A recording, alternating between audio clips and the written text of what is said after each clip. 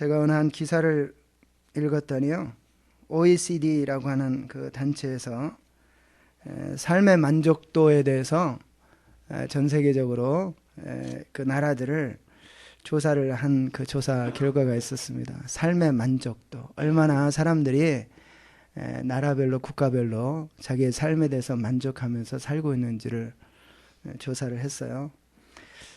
그 가운데 스위스라고 하는 나라가 제일 만족도가 높았던 걸로 조사가 됐고요. 한국은 일본하고 똑같이 26위. 그렇게 나쁜 건 아니죠. 그렇다고 해서 또 그렇게 좋은 건 아니지만 아무튼 26위. 그 다음에 최하위에는 헝가리, 포르투갈 이런 나라들이 차지하고 있는 것을 보게 되었습니다. 제가 왜 이 조사를 언급을 했냐면, 오늘 이제 설교의 제목이 우리가 지금 현재 삶에 만족하며 살고 있는지에 대해서 함께 나누기를 원하기 때문에 그렇습니다. 여러분은 어떻습니까? 여러분의 개인의 삶, 개인의 삶에 대해서 얼마나 만족하고 있습니까? 행복하십니까? 만족하십니까? 만족하세요? 예. 나는 만족합니다. 행복합니다. 이렇게 대답이 나오면 오늘 설교는 다 끝난 겁니다. 그죠? 나는 예수 믿고 너무 행복해서 나는 만족합니다. 그런데 오늘 저는 본문을 통해서 우리 그리스도인들이 무엇을 잃어버리고 있는지, 왜 우리가 만족하며 살지 못하고 있는지에 대해서 우리는 들어야 될 이유가 있다고 생각합니다. 그래서 오늘 본문의 말씀을 가지고 나누기를 원합니다. 많은 사람들이 물질이 많으면 만족하며 살 수 있을 거라고 생각합니다. 착각이지만 아무튼 항상 이 착각을 가지고 사는 거죠. 물질이 많이 있으면 난 좀 행복할 거야, 이렇게 생각하죠. 그리고 어떤 사람들은 내가 좀 지식이 좀 많으면 나도 좀 행복한 삶을 살 수 있을까, 이렇게 생각합니다. 내가 주변에 내 사람들이 많이 있으면 내가 좀 행복한 삶을 살 수 있을까 이야기합니다.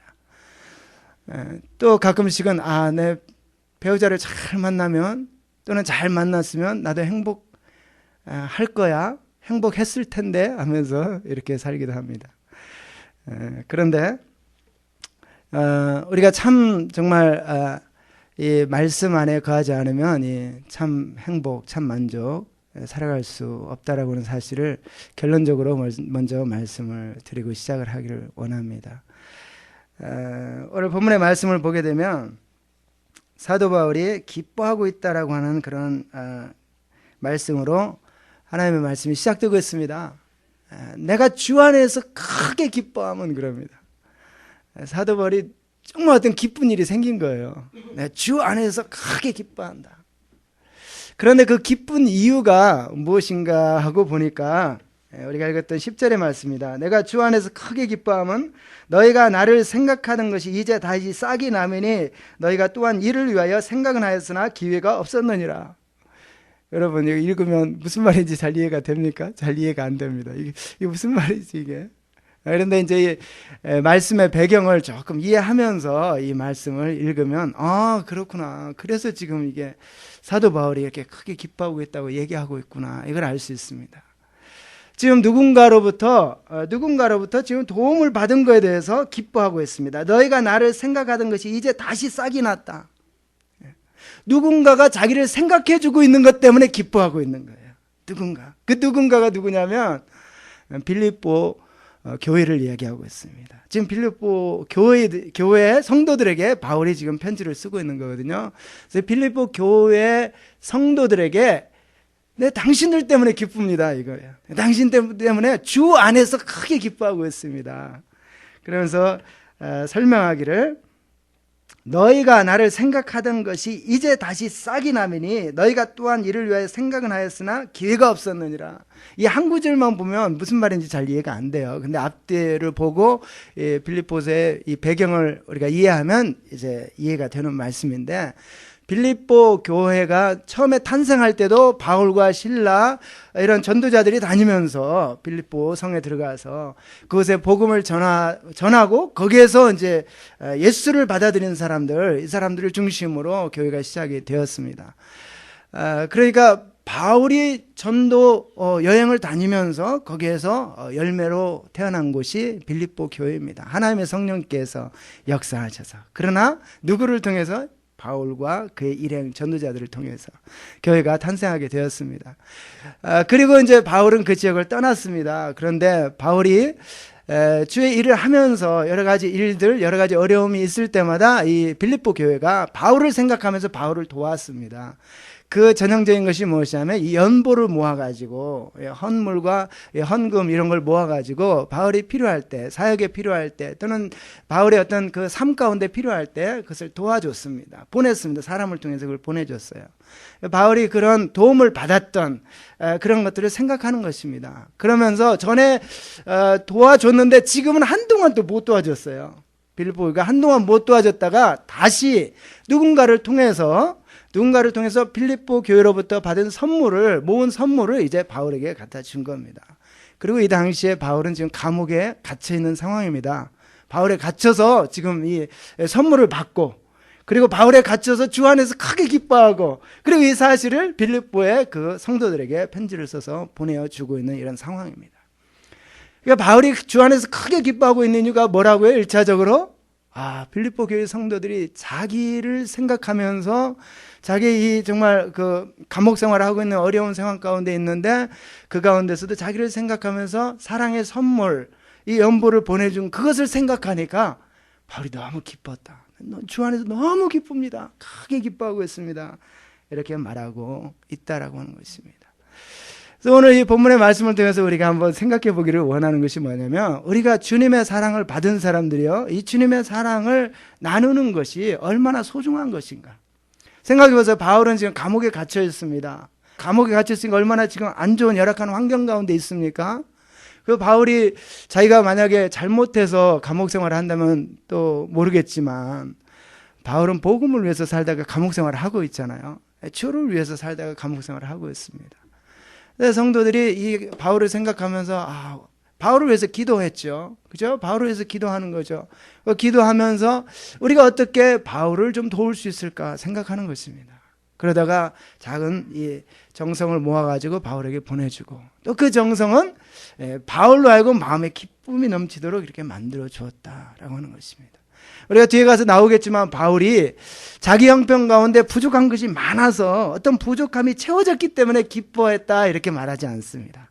난 지금 굉장히 지금 돈이 필요한데 나한테 돈을 보내줘서 너무 기쁩니다. 이게 아닙니다. 바울은 물론 어려운 가운데 있어요. 어려운 가운데 있지만 그것 때문에 기쁜 게 아니라 빌립보 교회 성도들이 자기를 생각하고 있는 이 사랑, 그리고 자기를 생각해서 보내준 이 사랑을 생각하니까 그것이 너무 기쁘더라는 거예요. 우리가 살아가면서 그렇습니다. 우리 주님의 사랑을 받은 사람이잖아요. 예수 그리스도의 사랑을 받은 그리스도인이 자기가 받은 그 사랑의 일부를 내가 나눌 수 있다라고 한다면, 누군가의 것을 나눌 수 있다면 그것은 또 누군가에게 큰 기쁨을 주는 정말 주님의 그 선물이 될 수 있다라고 하는 것입니다. 저는 결코 여기서 돈의 어떤 액수를 가지고 얘기하지 않습니다. 심지어 돈으로 하지 않는다 할지라도 마음으로 할지라도 말로 따뜻하게 배려하는 말을 해준다든지요, 말로 누군가를 만났을 때, 교회 안에서도 누군가를 만났을 때 따뜻하게 인사를 나눠준다든지요, 따뜻한 말 한마디를 건네주는 이 한마디가 상대방 다른 사람을 그 마음을 크게 기쁘게 할 수 있는, 주 안에서 기뻐할 수 있는, 주님의 사랑을 같이 받은 사람, 주님 안에서 함께 하나님의 자녀가 된 그런 사람으로서 크게 기쁨을 누릴 수 있도록 만들어주는 엄청난 이런 선물이 될 수 있다라고 하는 이 사실을 우리가 꼭 기억해야 될 것입니다. 그런데 우리가 또 한 가지를 또 생각해 볼 수 있는 것은 무엇이냐면, 주 안에서 만족하면서 살아갈 수 있는 삶의 비결이요, 우리가 이 사람을 바라보게 되면 또 만족하지 못합니다. 좀 역설적인 거죠. 지금 바울이 빌립보 교회 성도들이 자기에게 보내준 이 선물을 생각할 때, 그러면 사람을 생각한 거잖아요. 그 사람들을 생각하고 그들의 그 마음을 생각하니까 감사하고 기뻤어요. 그런데 또 역설적으로 제가 말씀드리면, 우리가 자족하면서 만족하면서 살아갈 수 있는 그 비결을 배워야 되는데, 그 비결이요, 우리가 사람에게 있다라고 생각하면 절대 만족할 수 없다라고 하는 거예요. 사람은 항상 우리에게 만족을 채워줄 수가 없기 때문에 그렇습니다. 우리는 사랑하고 사랑을 나누는 대상으로서 우리가 우리 서로 사람들을 이렇게 대하는 것이지, 아, 난 저 사람 때문에 나는 정말 참 행복하다. 난 저 사람이 있어야 나는 행복하다. 이 행복의 근원, 만족의 근원을요, 사람에게 두면 우리는 결코 만족할 수 없습니다. 우리는 이 만족하는 비결을 배울 때요, 이 비결, 만족의 근원은 바로 하나님에게 있다. 예수 그리스도에게 있다. 예수님에게 나는 만족의 근원이 있다. 이런 신앙, 이런 믿음, 이것을 가지고 있을 때 우리는 진짜 만족하는 삶을 살아갈 수 있게 된다는 것이죠. 우리의 상황과 환경이 또 우리를 만족하게 할 수 없습니다. 우리가 어떻게 생각합니까? 우리는 너무나 많이 그렇게 생각하면서 삽니다. 내 상황, 내 환경이 좋아지면 나는 행복해질 수 있을까? 이렇게 생각합니다. 지금의 현재, 지금의 그 상황, 지금의 환경보다 나아지면 나는 행복할 수 있어 라고 우리 자신에게 계속해서 그런 메시지를 주고 있어요. 근데 우리는 이 메시지를 바꿔야 됩니다. 상황과 환경과 상관없이 우리가 만족하면서 살아갈 수 있는 비결을 배워야 된다라고 하는 거예요. 누군가 이런 말을 하더라고요. 온도계가 있고 온도 조절기가 있습니다. 우리는 온도계와 같은 삶을 살지 말고 온도 조절기와 같은 삶을 살아야 됩니다. 이렇게 말하더라고요. 여러분, 온도계가 어떻습니까? 밖에 날씨가 추우면요, 온도계 바늘이 막 내려갑니다. 날씨가 더워지면 어떻게 합니까? 온도계 바늘이 막 올라갑니다. 근데 온도 조절기는 어떻습니까? 우리가 집에 있는 히터나 또는 에어컨디션 조절기를 딱 놓고 틀어놓잖아요. 예를 들어서 70도에다 딱 온도 조절기를 맞춰놓습니다. 근데 밖에 날씨가 막 추워져요. 날씨가 70도 미만으로 떨어집니다. 그 온도 조절기가 어떻게 합니까? 그 히터 또는 에어컨디션을 작동시킵니다. 그래서 그 온도가 70도 미만으로 떨어지지 않도록 히터를 작동시키는 거예요. 그렇죠? 그러다가 이제 템퍼처가 또 70도를 넘어갑니다. 날씨가 밖에 추워서 이제 65도 이렇게 되는데 또 내려갑니다. 그러면 그 온도 조절기가 어떻게 합니까? 에어컨디션을 작동시킵니다. 그 날씨를 선선하게 만들어주는 것이죠. 그러니까 우리가 이 믿음을, 정말 온전한 믿음을 가지고서 하나님 안에서 자족하는 그런 비결을 배우게 되면 우리는 온도계와 같은 사람이 아니라 온도 조절기와 같은 그런 삶을 살아갈 수 있게 된다는 것이죠. 그 비결이 무엇일까? 오늘 11절 12절에 있는 말씀을 보겠습니다. 11절 12절에 이렇게 말합니다. 내가 궁핍함으로 말하는 것이 아니라 어떠한 형편에든지 내가 자족하기를 배웠느니 내가 비천에 처할 줄도 알고 풍부에 처할 줄도 알아 모든 일에 배부르며 배고픔과 풍부와 궁핍에도 일체의 비결을 배우느라. 아까 말씀드린 대로 바울은 내가 궁핍함으로 말하는 것이 아니다라고 말합니다. 내가 정말 필요한 것들이 너무 많아서 여러분들이 나를 도와준 거 그것 때문에 내가 이렇게 주 안에서 크게 기뻐하는 것이 결코 아닙니다. 그러지 않습니다. 나는 일체의 비결을 다 배운 사람입니다. 그러면서 말하죠. 나는 어떠한 형편인지 내 자족하기를 배웠다. 비천에 처할 줄도 알고요. 풍부에 처할 줄도 압니다. 나는. 그 말은 무엇이냐면요. 다른 말로 표현하면 나는 모든 것이 있어도 만족하는 삶을 살아갈 수 있는 사람이고 나는 모든 것이 없는 것 같은 상황 가운데 살아도 나는 만족하면서 살아갈 수 있는 그런 사람입니다. 나는 그런 비결을 이미 터득한 사람입니다.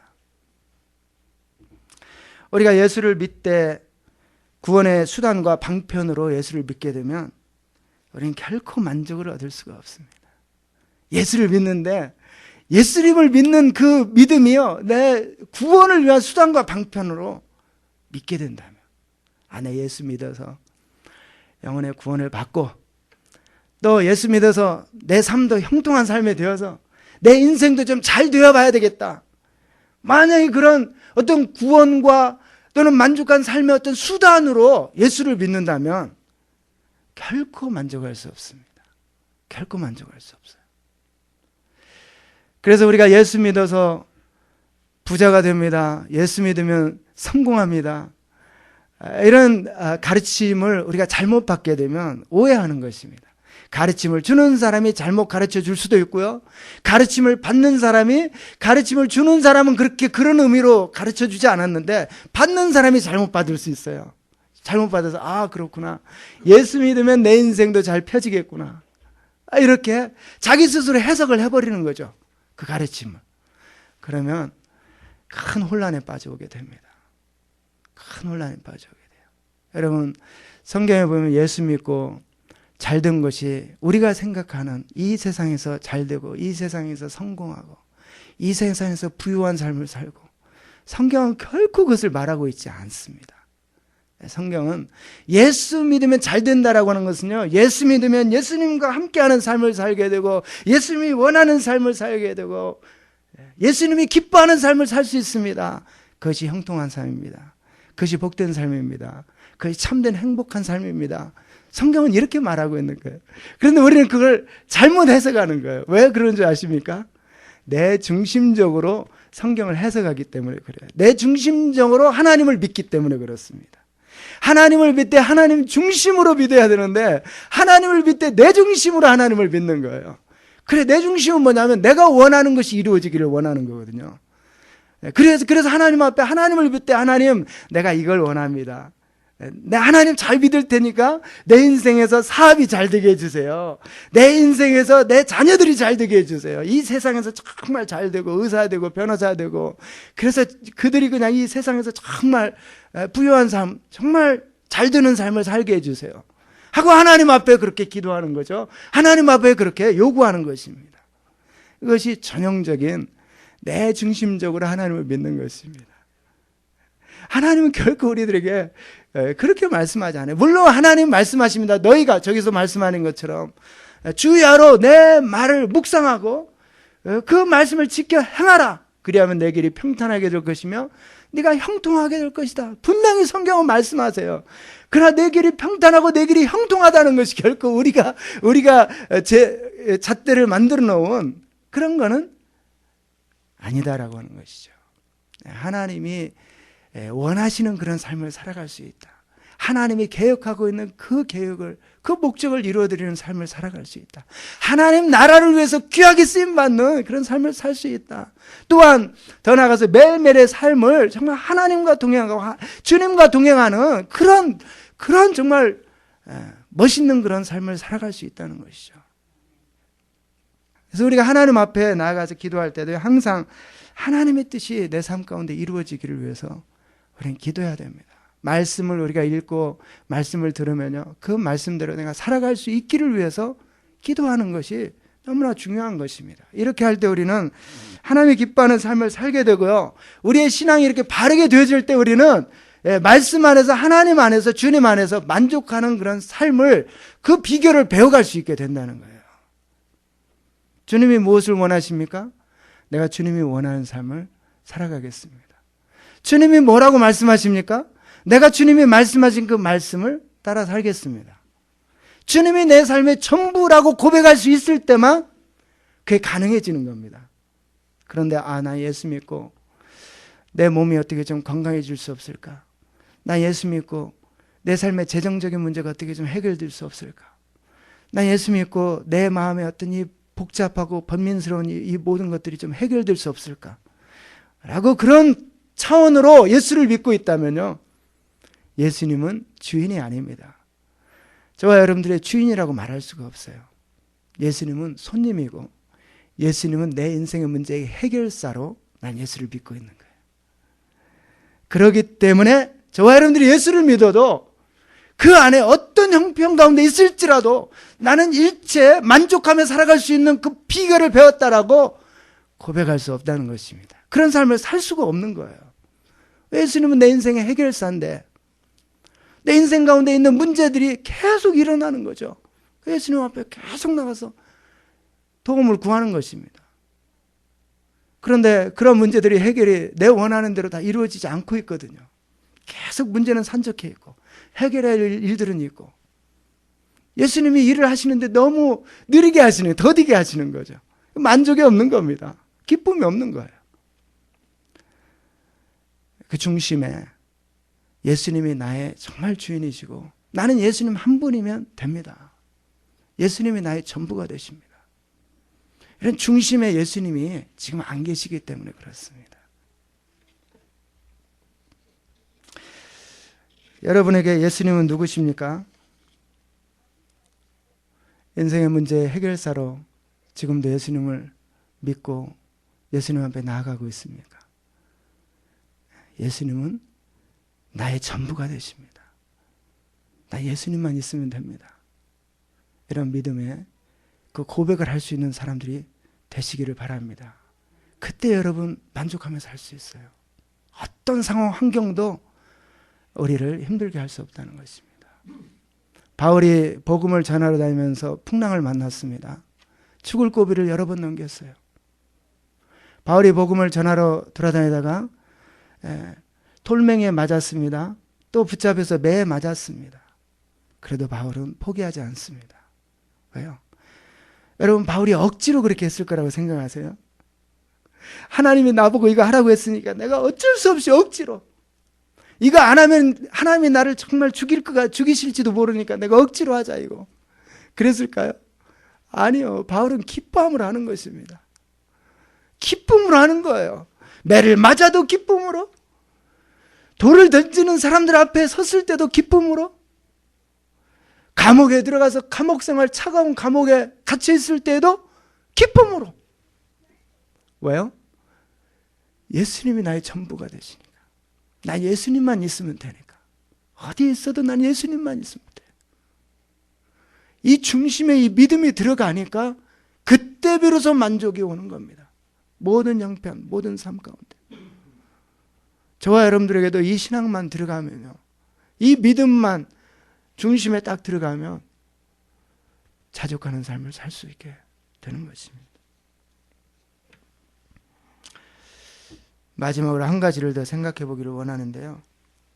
예수님이 항상 나에게 필요한 능력을 주시는 분임을 믿으며 살 때 우리는 항상 자족하는, 만족하는 삶을 살 수 있습니다. 예수님이 나에게 항상 필요한 능력을 주시는 분이시다. 이 믿음을 가지고 살아갈 때 우리는 만족하는 삶을 살아요. 오늘 13절 보시겠습니다. 내게 능력 주시는 자 안에서 내가 모든 것을 할 수 있느니라. 내게 능력 주시는 자 안에서 내가 모든 것을 할 수 있느니라. 이게 현재형으로 되어 있거든요. 현재입니다. 내게 현재 능력을 주시는 그분 안에서, 그분을 통해서, 예수 그리스도를 말하는 겁니다. 그 주님을 통해서 나는 모든 걸 할 수 있습니다. 이게 어떤 내가 세워놓은 어떤 고를 세워놓고 난 그거 할 수 있을 줄 믿습니다. 주님이 나를 도와주실 줄 믿습니다. 그런 게 아니에요. 그게 아닙니다. 지금 내가 처해진 이 환경 가운데 어떤 환경이 있어도요, 주님은 나를 도와주시는 분이십니다. 주님은 나로 하여금 이것을 이기며 살아갈 수 있는 능력을 주시는 분이십니다. 그러니 그분을 통해서 나는 주님이 이끌어 주시는, 주님이 있게 하신 그 환경, 그 모든 것을 다 할 수 있습니다. 이런 고백이에요. 우리는 자칫하면요, 하나님 나에게 더 좋은 환경을 주십시오. 그럼 내가 주님을 위해서 열심히 하겠습니다. 그래요? 아니요. 바울의 믿음은 완전히 다른 믿음입니다. 제가 아까 말씀드렸죠. 바울은 지금 어디 있다고요? 감옥에 있어요. 감옥에 있는데 고백하는 게, 내 이 감옥 생활 얼마든지 능히 감당할 수 있도록 주님이 나에게 힘을 주십니다. 내게 능력을 주시는 그분이 오늘도 나와 함께 하시니까 나는 이 감옥 생활 얼마든지 감당할 수 있습니다. 나는 이 감옥에서도 얼마든지 주님과 함께 기뻐하며 살 수 있습니다. 이 고백이에요. 이 고백. 근데 우리는 어떻게 생각합니까? 하나님, 나에게 더 좋은 길을 열어주세요. 그러면 내가 주님이 열심히 하고, 그러면 내가 정말 신앙생활 더 잘할 수 있을 거예요. 차이를 아시겠죠? 주님이 지금 나에게 필요한 능력을 주시는 분이십니다. 이 믿음의 고백이 저와 여러분들에게 필요하다는 겁니다. 저와 여러분들 어떤 환경과 어떤 여건 가운데 있을지라도 내가 주님 중심으로 살기를 원하고 살아가고 있으면 주님은 나에게 그것을 이겨낼 수 있는 능력을 주시는 분이시다. 지금 주신 날, 지금 주고 계셔요.